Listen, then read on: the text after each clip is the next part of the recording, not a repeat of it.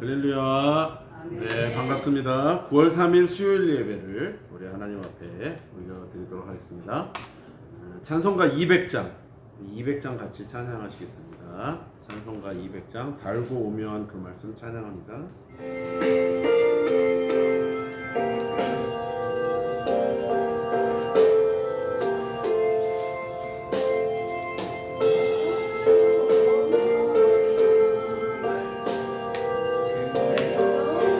찬양하십니다. 달고 오묘한 그 말씀, 달고 오묘한 그 말씀, 생명의 말씀은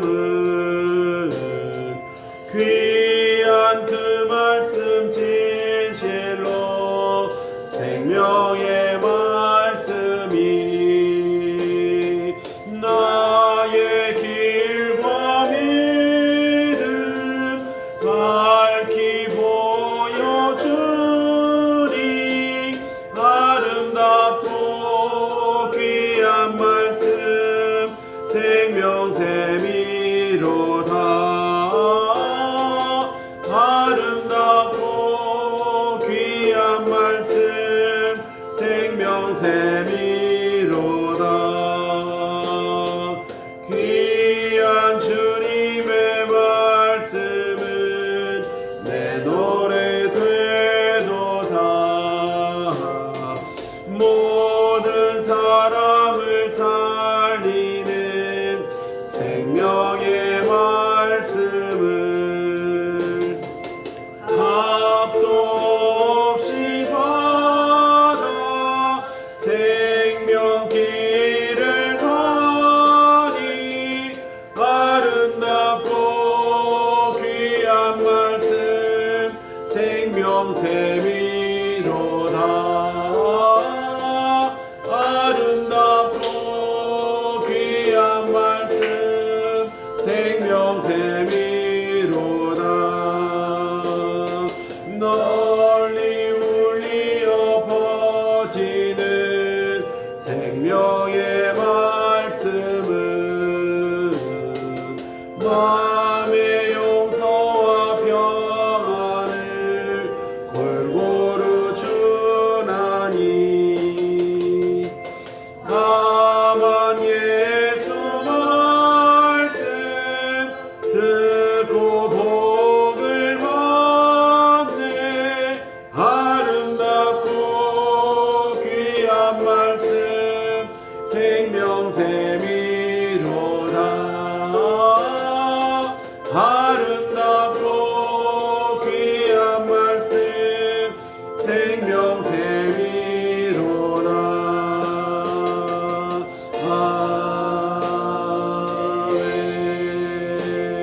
아멘.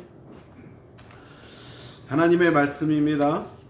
하나님의 말씀은 에베소서 6장 17절 한 절 말씀만 보겠습니다. 에베소서 6장 17절입니다.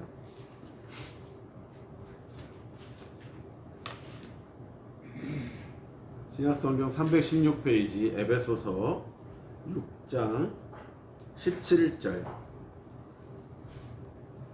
한 절 말씀만 읽겠습니다.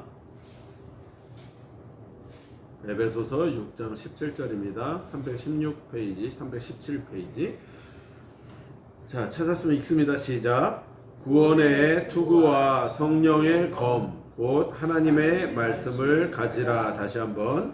구원의 투구와 성령의 검 곧 하나님의 말씀을 가지라.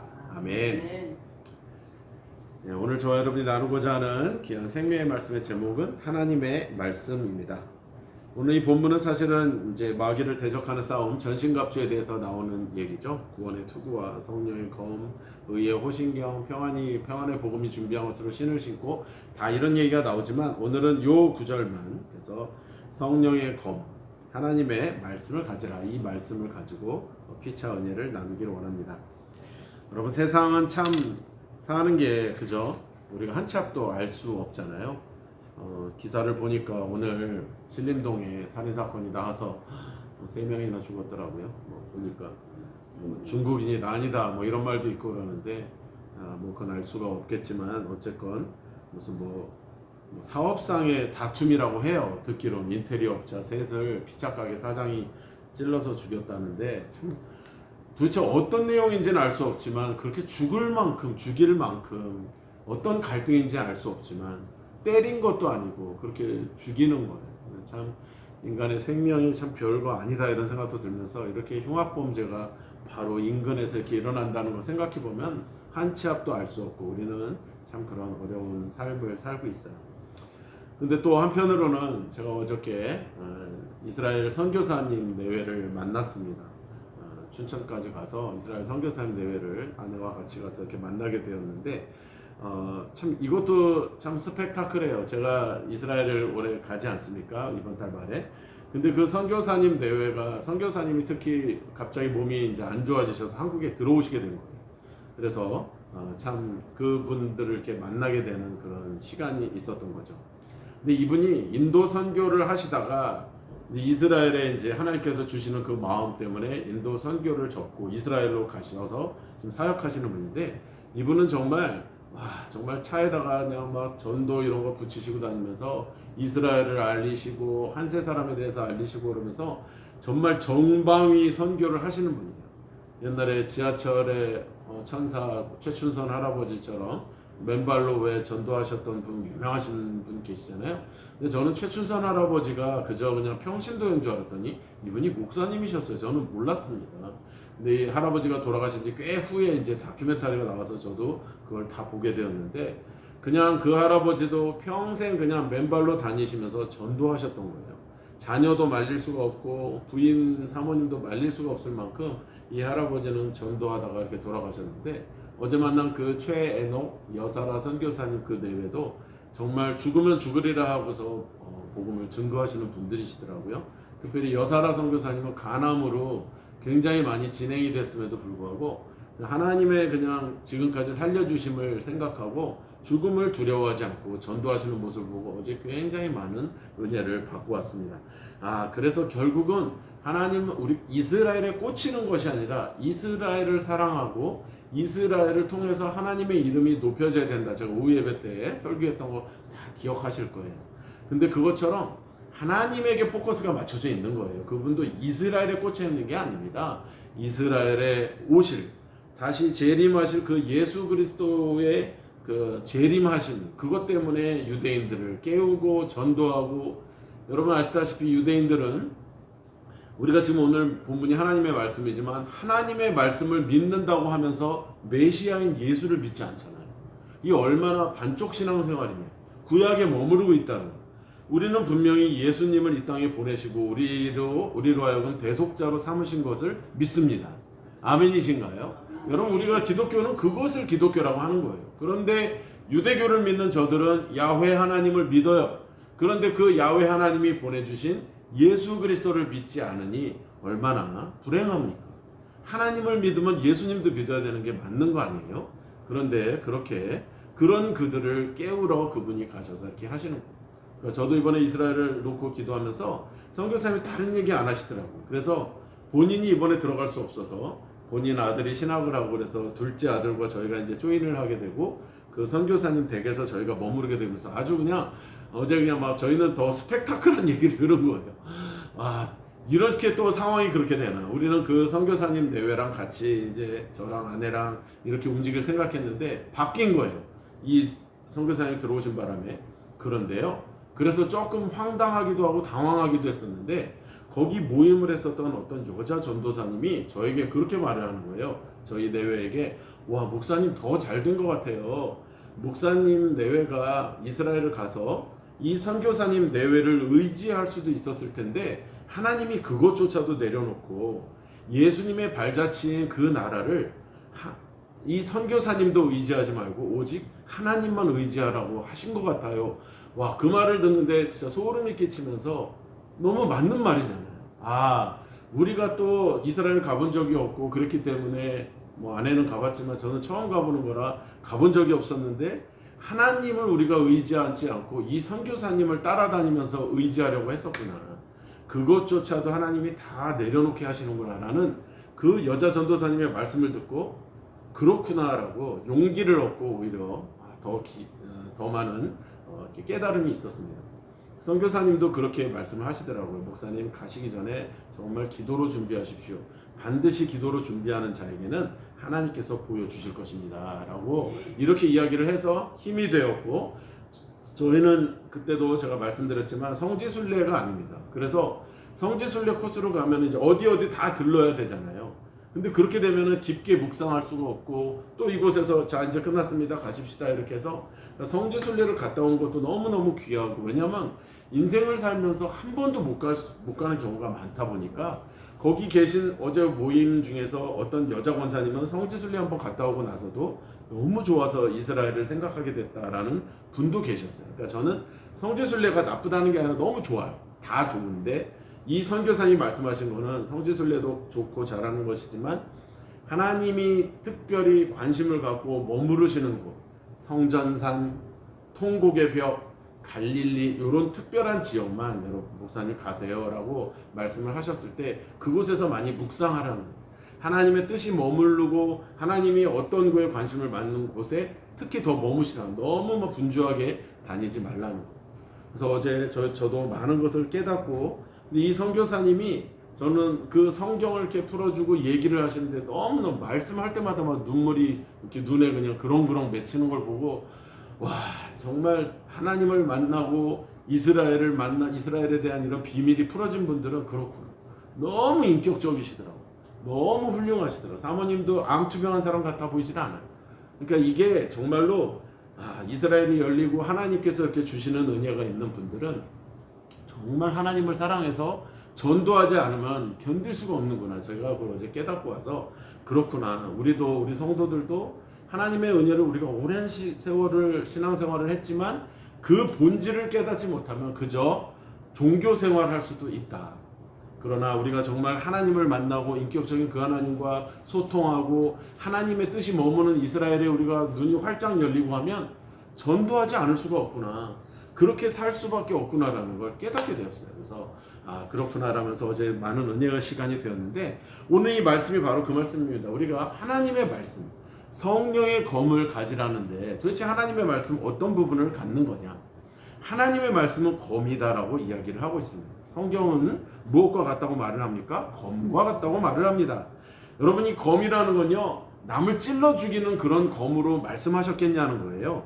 성령께서 선하게 쓰시는 검을 이야기하는 것입니다. 물론 이 칼을 가지고, 이 검을 가지고 아주 검은 사단, 나쁜 사단을 무찌를 때는 그때는 강력한 검이 되어야 되겠죠. 그러나 성령의 검으로, 이 하나님의 말씀으로 사람을 변화시켜야 된다는 것이죠.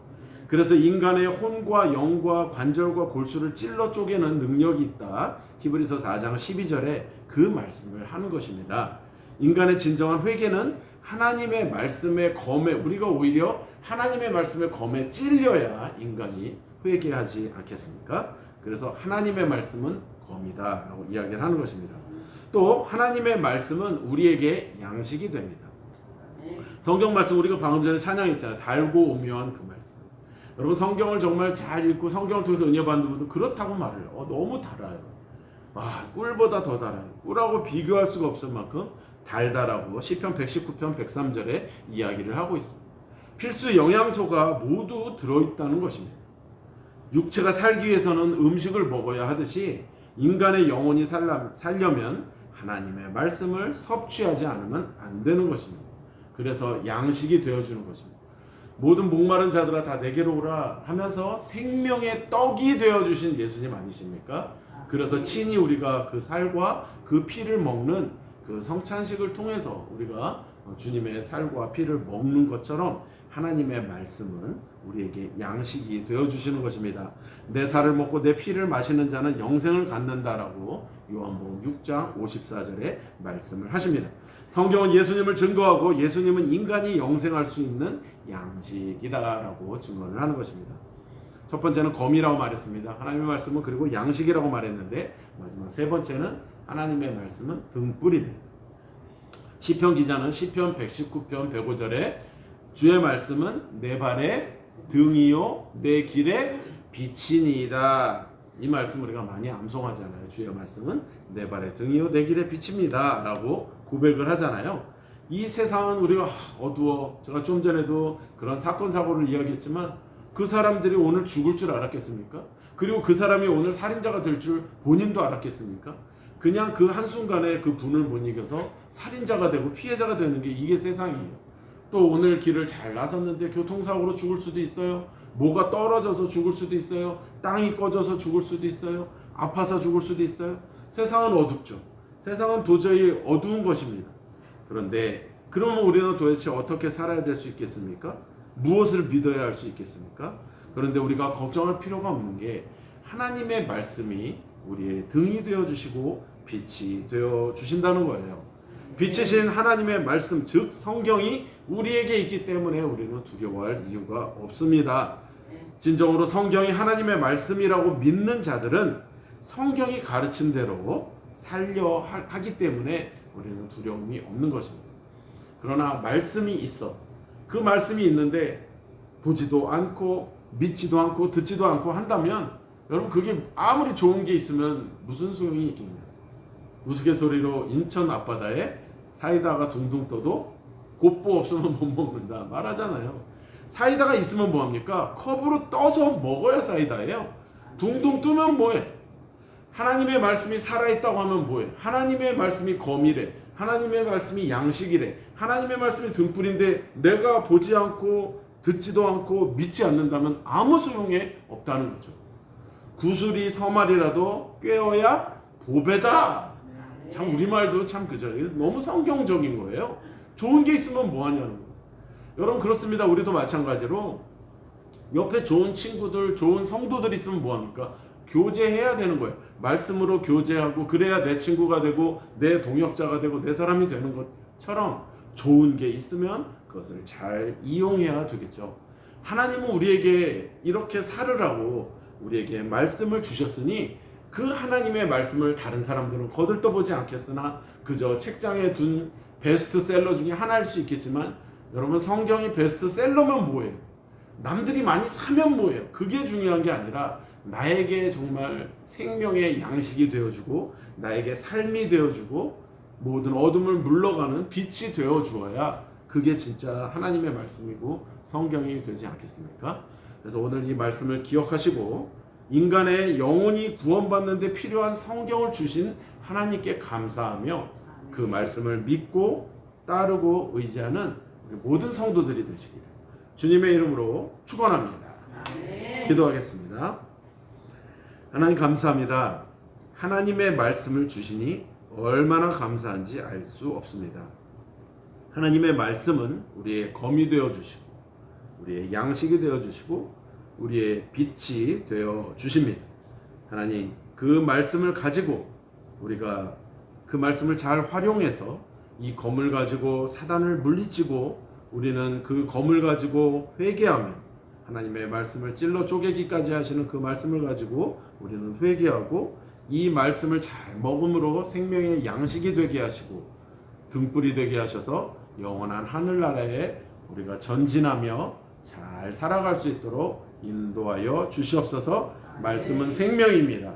이 생명을 놓치지 않고 날마다 말씀과 가까이하며 살아가는 우리 모든 성도들 되도록 인도하여 주시옵소서.